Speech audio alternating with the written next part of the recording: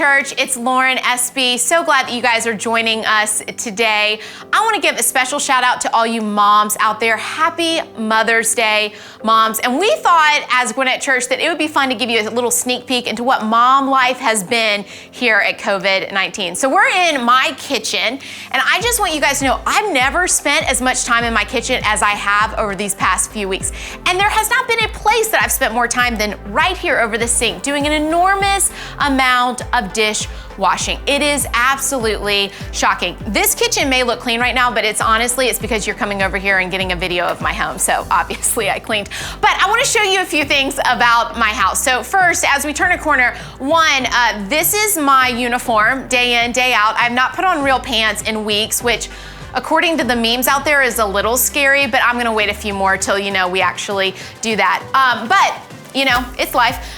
This is my pantry. A few things about that. I don't know if any of the rest of you moms have been shocked, but my children are starving every single minute. Like literally they're asking for a snack nonstop. So this is a place they frequent often, but I also frequent it to take a mom break. And sometimes they bang on the door or scratch or say, "Mom, please come out." But you know what? We all need to take a break once in a while. And this is where I do it. So come on in. This is my little pantry here. If you want to zoom in to the enormous amount of mac and cheeses that are over there. That's right, people. I'd say that I became a chef in this season, and really got creative, but I didn't, It's hot dogs and mac and cheese, kids. That's what you get. It's a great dose of protein, fats, and carbohydrates, so I feel good about it. I know some of you are growing gardens right now, and that's awesome. We are not. So anyways, I want to point to you over here. As we all remember, the first week of quarantine, everyone came out with color coordinated schedules, how we could all keep our kids in alignment, I thought that was a great idea, so I made one. Not one day has looked like this, but I really love it being on my fridge because it makes me feel like I'm doing it even though I'm not, Anyone else feel me out there? This has been our breakfast, lunch, and dinner menu. Also, none of that has happened. You'll notice here that it's blank because that's where hot dogs and mac and cheese are. Like no creativity, kids, every day, on the reg. Anyways, but I wanted to show you guys that because it looks like I'm trying, and isn't that the whole point anyways? Now, before we turn a corner, this is a secret cabinet. It's no one goes in there because no one's really invested in this kitchen except for the fridge and the pantry. But this is Mom's secret place. One, it's where all the things that I asked for Christmas, like Instapots, go, because of course I asked for them but have never used them. Sorry, Mom, I hope she's not watching this. But secondly, this is where I hide all the Amazon packages, Nobody will ever know that they're in there. Here's the thing I just wanna say, we as a family adopt Dave Ramsey and follow that, but in quarantine, Mom needs some treats every once in a while, And since I can't go out to Target, I have Amazon bring it to me. It's just some of the ways that we all take care of ourselves, and self-care is really important. So that's a little bit of quarantine life, mom edition. But truly, I want to say to all you moms out there, we are so very thankful for you. You do so many things that are not always seen and sometimes not even appreciated, but we want you to know on behalf of Gwinnett Church, we love you, we see you, and we are for you. So happy Mother's Day to all you moms out there. Now, for those of you who are joining us today, I want to let you know a little bit of what you're going to experience. In just a moment, we're going to hear from Emily and Michael as they lead us in some singing together. And then we are in part 2 of a series with our lead pastor, Jeff Henderson, which is going to be phenomenal. So I can't wait for you to experience that. A few things as you're heading into your next week that we want to make you aware of. This upcoming Monday, we're going to have our Monday Mindsets that you can check out on our YouTube channel. We're going to be interviewing Dr. Mike, who is a relationship guru, about how we navigate relationships in the midst of COVID-19. So that's going to be on Monday on our YouTube channel. On Tuesday night, we're going to have a really special night of prayer and worship together, and we would love for you to join us on Facebook Live for that event. It's going to be so special. And then on Thursday night, we're going to have our very own Jeff Henderson Henderson and our very own Andy Stanley talk about money. And that's gonna be a really special conversation the two of them are gonna have. And you can find that out as well on our Facebook page. But we would love for you to make time over the next few days for all three of those events. Join in, plug in. We don't want you to spend this season alone. And we as a church want you to know that we're for you. And we hope that these next few events will help you know just that. So for right now, we're gonna hear from Emily and Michael. Thank you for joining us here at Gwinnett Church.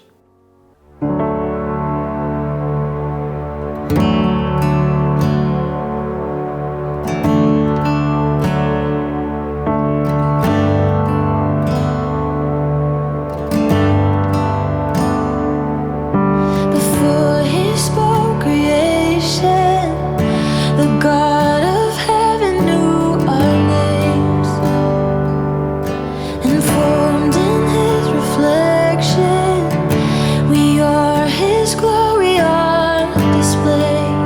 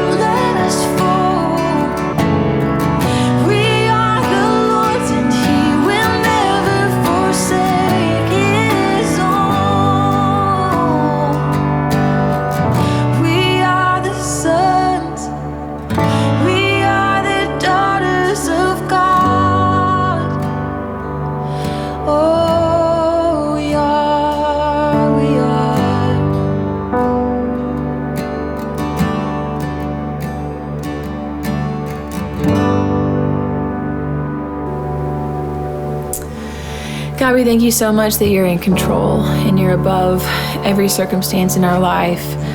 We want to choose to trust you today with our hopes and our dreams, with our desire to be done with what's going on in the world right now, with our desire for healing, with our desire for hope.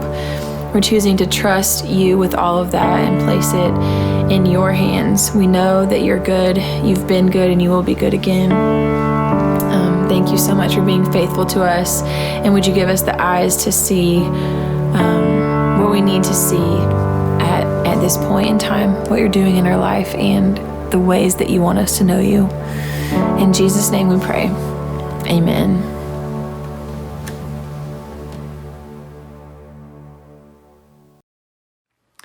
Well, one of the questions I think we're asking in this season is how much longer? How much longer is this going to be? How much longer before normalcy returns? And like you, I've listened to a lot of different expert opinions. I've read a lot, and I think I've come up with the answer based on all that I've heard. And I think the answer is nobody really knows, right? And obviously there's a lot of different factors at play. But the reality for you and me is to live in that uncertainty and not know how much longer is this going to be.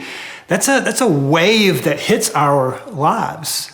In fact, last week we gave you this word picture, going back a few years to do so, by pointing you to a movie poster from the movie The Perfect Storm with Captain George Clooney. Remember this movie? And the movie poster had this really small boat going up against this massive storm.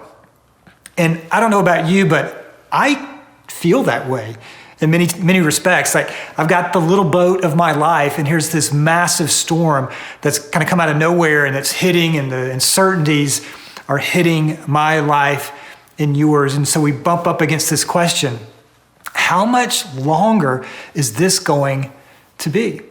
And so in the middle of all that, what we've been saying in this series is that while uncertainty can hit and economic uncertainty can hit, and how's all this going to play out, as we get tossed back and forth, it's true that the waves have come crashing into our lives, but there's a hope for us. There's a certainty for us that, yeah, we can get knocked down, but we have the potential to get back up because we are anchored in the storm. And we introduced 6 verses to you last week that has been an anchor for people for centuries now, who faced all sorts of different challenges in their lives. And yet these 6 verses, in many respects, no matter what they may be facing and have faced in the past, these verses have been an anchor to remind them, and now to remind you and me, that no matter how big the storm is, nothing is too big for God. And God is writing a story, not to diminish the challenges, not to diminish the loss and the heartache, but in the middle of all that, God does what God does, and that is bring beauty out of ashes. And so these verses come from the book of Psalms, Psalm 23, written by King David. And King David was this remarkable man. He's one of those people that you just kind of envy, honestly, because it looks like he can do everything from being a songwriter, musician, warrior, king, leader. He was everything. And in his life, he wrote down 6 verses that I think were inspired by God through him to now you and me. And as we find ourselves in this perfect storm, these verses point us to a truth that we can be anchored in this storm. And the reality for you and me, as we deal with a really good question today, how much longer is this going to be? Even though we don't have certainty to that question, we do have an anchor that allows us day in and day out to move forward. And I don't want to talk about that today. But I think it's helpful to give Psalm 23 some context.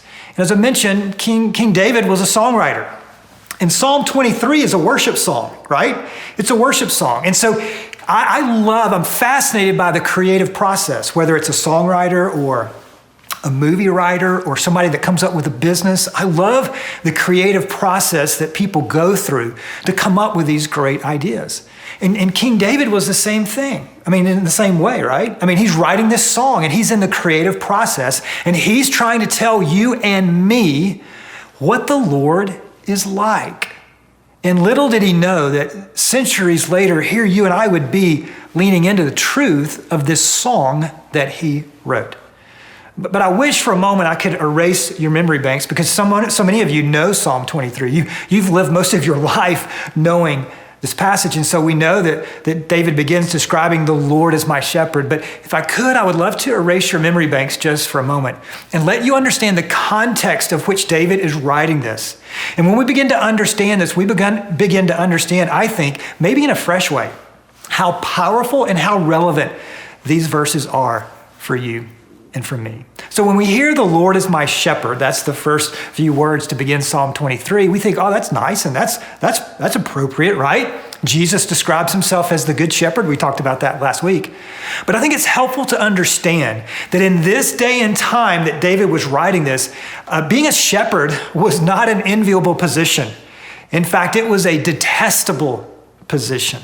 In preparation for our time, I did some research and I read something that a rabbi wrote that said shepherding was so detestable that it was often relegated to the youngest member of the family because no one else in the family wanted to do this. In fact, we're introduced to David, and that truth that rabbi shared, that truth actually plays out the very first time we meet David in the Bible. You maybe know the story that there's a prophet named Samuel, and he's been instructed by God to go to the house of a man named Jesse, and he is to anoint the future king of Israel, one of Jesse's sons. So he goes and meets Jesse, and he says, can you bring your sons out to me? He has 7 sons, and each one, the prophet Samuel, in essence, says, Lord, is this the future king of Israel? And the Lord says, no, all 7. Which is kind of puzzling because Samuel's just obeying what God told him to do. So he goes through these sons and none of them are the future king of Israel. And he points to Jesse or asks Jesse rather, do you have another son? And I would imagine all the brothers kind of snickered. There was one other son. He was the youngest. And guess where the youngest son was? He was out taking care of the sheep. Because he was the youngest person in the family and no one wanted to be a shepherd. So they go get David, they bring him in, and the rest is history. Now, the reason I tell you that story is while maybe most of the world detested the role of shepherd, I think there was something in David that really enjoyed it, that he grew up in it. And not only did he grow up in it, so often as he was probably by himself, just the sheep, David and God, in those moments, I believe God began to grow his faith. In those moments, I think David began to grow into how he's ultimately described as a man after God's own heart. And as he grew in his relationship with God, and as God cared for him and loved him, and he grew in that relationship with God, he began to see a parallel between his relationship with God and his relationship with the sheep. And he would begin to go, you know what? The same way that God protects me is very similar to how I protect the sheep. If there's a wolf that's coming after one of my sheep, I'll take a rod and I'll throw that rod with uncanny accuracy to hit the wolf and drive him away. Or if I have an unruly or disobedient sheep, I'll take my staff and put it around the neck of the sheep and to guide the sheep back into the fold. But there weren't just predators outside, there were pests inside. And so pests or insects would often bore themselves into the face of the sheep. So David would take oil and pour it over the head of the sheep, and the oil would run over and flow out the pest in the face of the sheep. And David would think, the same way that I care for these sheep, I've experienced the love and the grace and the strength of God. And we see this experience play out when David burst onto the world stage. He walks up one day and he notices that there's this giant named Goliath that is mocking God and mocking the people of God. And David has this righteous indignation to say, is anyone going to do something? I mean, this guy's talking some trash and talking some smack against God and the armies of God. Is no one going to do anything? And everyone's cowering in fear. And David says, I'll go do something. And they try to put on King Saul's armor. And David says, I don't need that. And he leans in on his experience as a shepherd. Here's what he says. He said, look, in protection of sheep, I have killed bears and lions with my bare hands. If I can kill bears and lions with my own hands and with God's help, I can certainly deal with this man. And everybody says, David, Goliath is too big to hit. And David says, no, Goliath is too big to miss. And he walks out with a slingshot and a few stones, and the rest is history. Now, the reason that I tell you all of that is I think, a backdrop toward this worship song that has stood the test of time and finds its way to you today.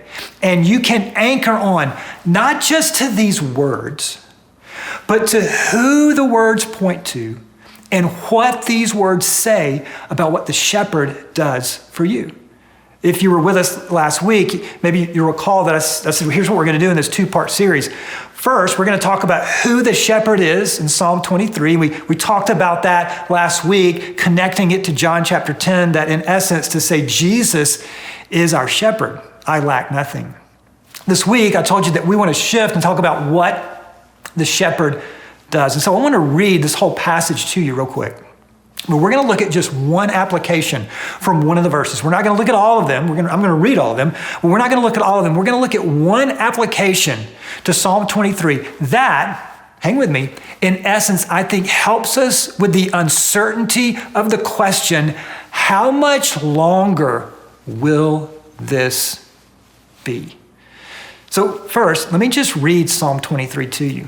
And maybe that's why you're here today. Maybe you don't need to hear anything else about what I have to say. Maybe you just need to hear what the Lord inspired David to write about his relationship, God's relationship with you and with me. Psalm 23. The Lord is my shepherd, I lack nothing. We talked about that last week. The Lord is my shepherd, I lack nothing. He makes me lie down in green pastures. He restores my soul. He guides me in paths of righteousness for his name's sake. Even though I walk through the valley of the shadow of death, I will fear no evil. For you are with me, your rod and your staff, they comfort me. You prepare a table before me in the presence of my enemies. You anoint my head with oil, my cup overflows. Surely goodness and love will follow me all the days of my life, and I will dwell in the house of the Lord forever. Psalm 23. Now, last week, we spent most of our time together on Psalm 23, verse 1.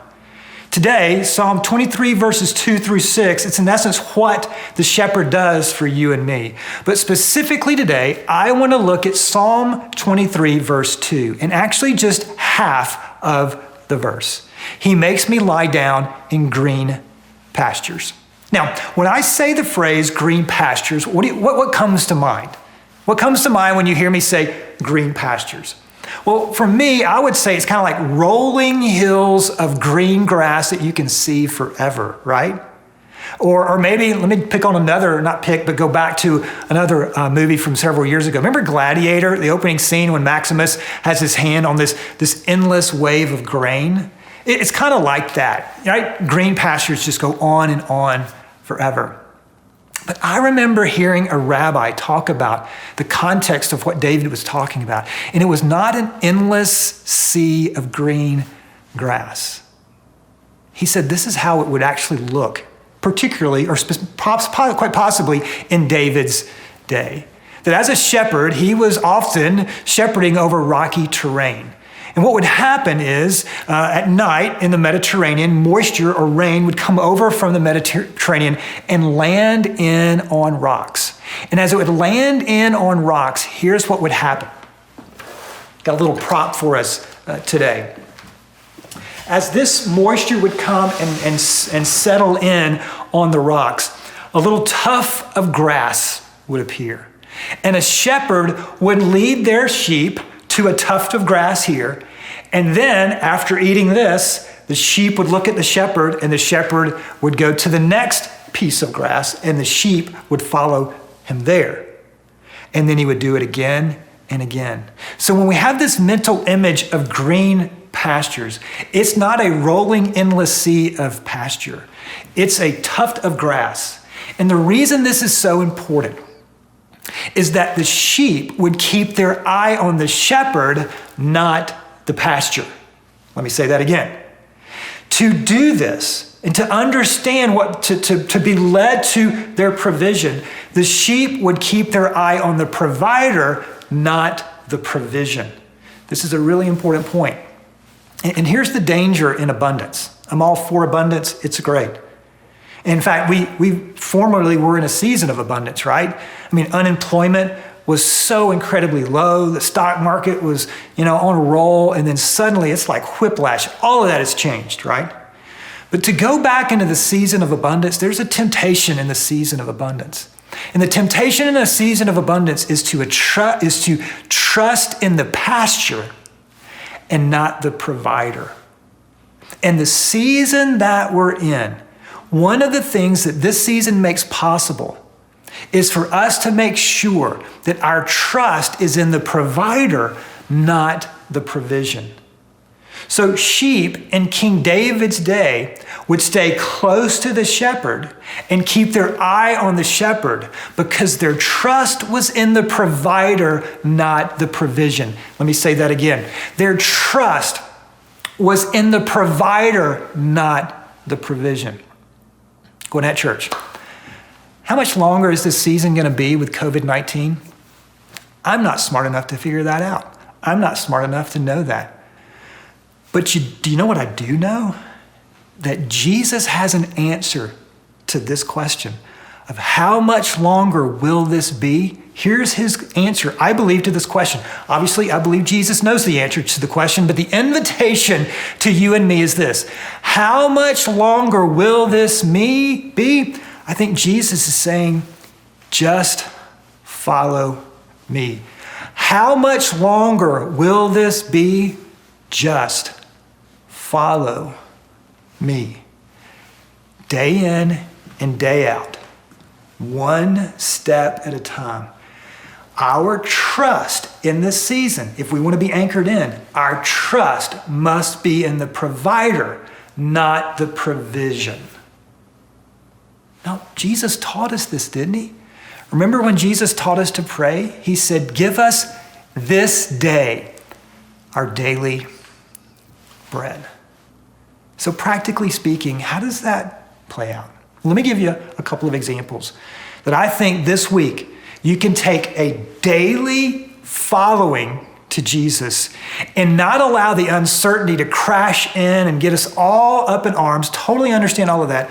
But can we anchor in and go, you know what? Here's what I do know. I don't know what 8, 10, 12 months from now is going to look like, but I know that I can anchor in and follow Jesus today. So let me give you a few examples. First, I would encourage you this week to get up and read Psalm 23. That's the first thing you do. If you want to get coffee first, that's okay. But read Psalm 23 and say, Lord, will you speak to me today? Which one of these 6 verses do you want me to lean into today? Secondly, if you're watching this on Sunday, not sure when you're going to watch this, but this coming Tuesday night, we're going to have a night of worship and prayer online. But it's going to be an opportunity for our community to gather around. And if you have a prayer request, you can just type that in and our community will jump in and begin to pray for you. So every day, read Psalm 23. Tuesday night, join us for a night of worship and prayer. Then, with your small group. The other night, I drove by Gwinnett Church. In the parking lot, I saw a couple of small groups, and you were practicing social distancing. You were out in the parking lot, and you had a circle in your lawn chairs, and you were meeting together. And whatever, and first of all, I'm so impressed with how so many of our small groups continue to meet virtually. That's awesome. But it's not just that night that you meet. It's texting one another throughout the week. And I want to encourage you, for those of you that aren't in a group, we've got a variety of different ways to get into groups. But if you'll go to gwinnettchurch.org/groups, it's a step for you to get into a group. But those are just a handful of ways for you this week to keep your eye on the provider, not the provision. Will the Lord provide for you? According to King David, that's what Psalm 23 is all about. It's not negating the provision, but it's making sure that we're not putting our trust in the provision, but our trust is in the provider. In fact, another way to say it is this, and maybe you feel this way. Maybe you would say, and trust me, I feel this way as well. Jeff, I don't know what to do. I don't know what to do about my job situation. I don't know what to do about this situation. I don't know what to do about my family situation. I totally understand that. And again, maybe you've heard me say this. We need to give ourselves grace in this moment. None of us have been through a global pandemic before. But when you don't know what to do, your hope is not in what or when, but who. When we don't know what to do, and we don't know the answer to the question of how much longer is this going to be, when we don't know what to do, our hope is not in what or when, but who. And that's not negating what we need to do. It's not negating that we need to practice social distancing and all the guidelines. It's not negating that we need to continue to get up and move forward and do the things that we're called to do as well as we possibly can. But at the end of the day, we can't be overwhelmed with the uncertainty, not knowing how the future is ultimately going to play out. How much longer is this going to be? I don't think anyone knows that exactly. But we don't have to be overcome by the wave of uncertainty because there's an anchor. His name is Jesus. And if we will put our trust in the provider, he will lead us to the provision. And do you want to know why? Because he's a good shepherd. He loves you. He laid down his life for you, as we talked about last week, and he picked it back up. And you are secure in him. So Gwinnett Church, in the face of so much uncertainty, let's get anchored in. Let's keep our eye on the provider who will lead us to the provision and is ultimately writing a beautiful, amazing story for your good and his glory. And knowing that today is why we want to sing this song that talks about that you can anchor in to Jesus, your good shepherd, the Prince of Peace, the rock, the Savior. Because in the face of a perfect storm, the waves will crash, but we can get back up and keep our eye on the shepherd because we are anchored in to him.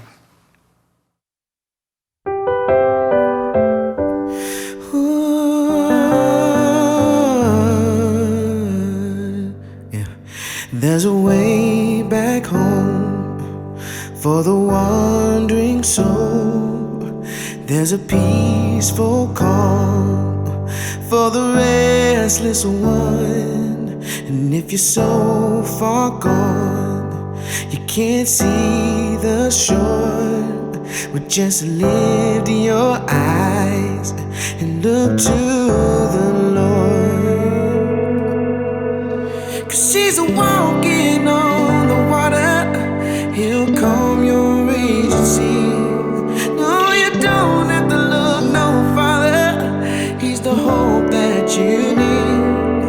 And if your sails are torn and tattered, and the storm just won't cease, see, take hold of the hand of the Savior, 'cause he's the anchor of peace.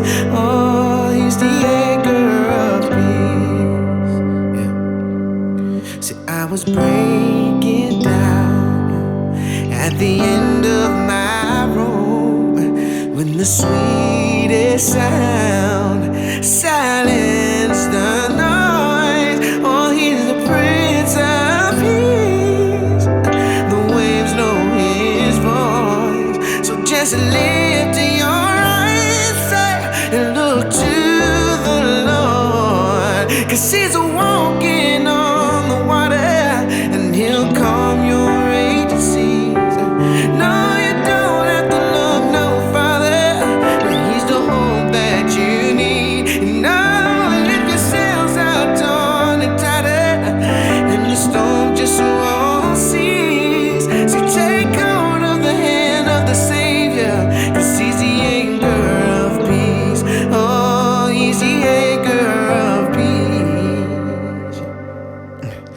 I was far from the peaceful shore,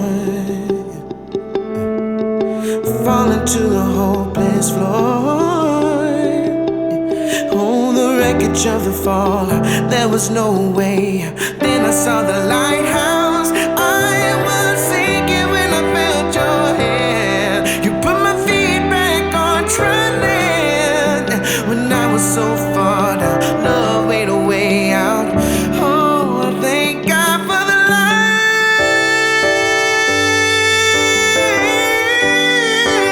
Oh, yeah, yeah. Oh, yeah, yeah, yeah, yeah, yeah, yeah. 'Cause he's walking on the water. He'll calm your raging sea. No, you don't have to look no farther, 'cause he's the hope that you need. No, if your sails are torn and tattered, and the storm just won't cease, so take hold of the hand of the Savior, and he's the anchor of peace. Oh, he's the anchor of peace. Yeah, can you see it? Walking on the water, and he'll calm your raging sea. No, you don't have to look no farther, and he's the hope that you need.